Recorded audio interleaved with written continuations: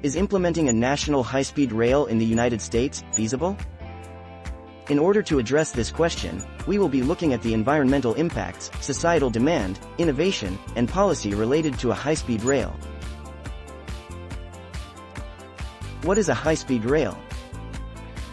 According to the High-Speed Rail Alliance, a high-speed rail is defined as a track that allows trains to travel at a minimum speed of 110 miles per hour, with advanced systems reaching speeds beyond 300 miles per hour.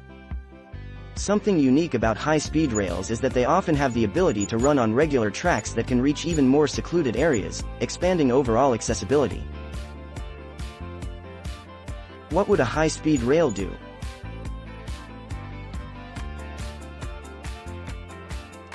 Why is a high-speed rail sustainable?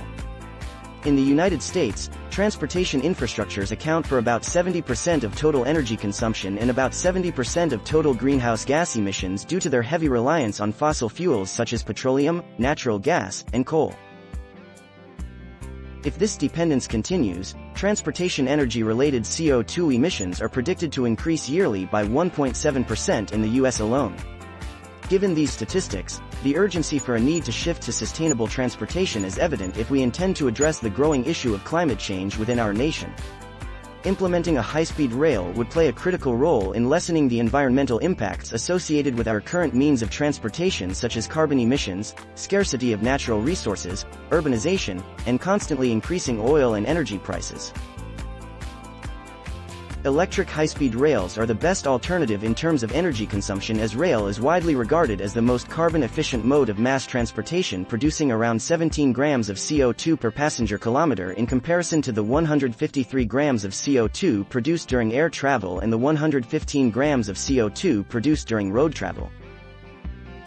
According to data collected from a national long-term energy and transportation planning software that assesses long-term impacts of implementing a high-speed rail in terms of energy and carbon dioxide production in the U.S.